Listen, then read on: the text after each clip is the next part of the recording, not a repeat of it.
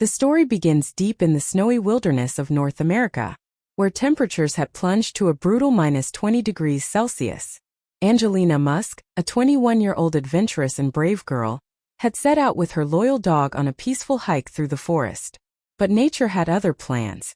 Suddenly, a violent snowstorm hit, trees started crashing down, and Ice Cube Day 1 cold, fear and isolation. As night fell, the temperature dropped even further. Snow was knee-deep, her boots sank into the frost.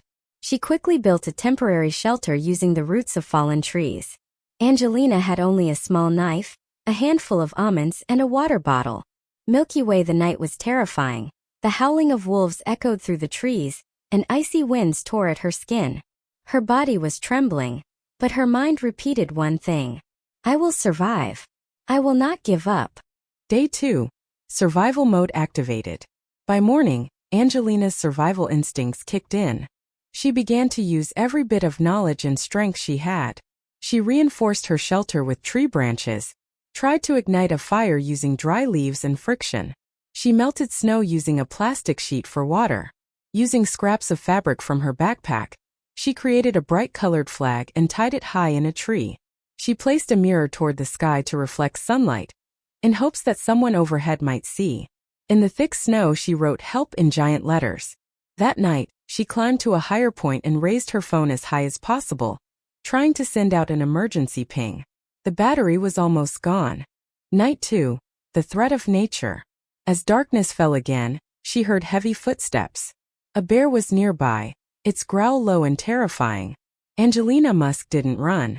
She stayed near the fire, picked up a burning log, and made noise to scare it away. The bear paused, then slowly turned back into the forest.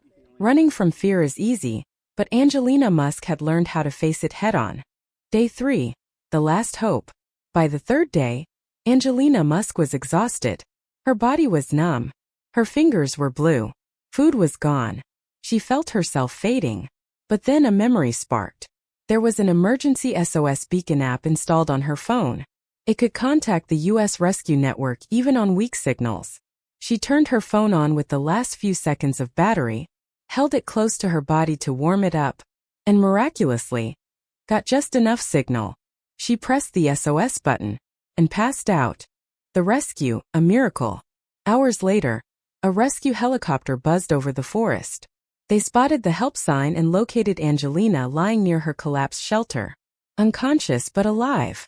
The USA Army rescue team wrapped her in thermal blankets, lifted her to safety, and rushed her to a hospital. She survived because she refused to give up.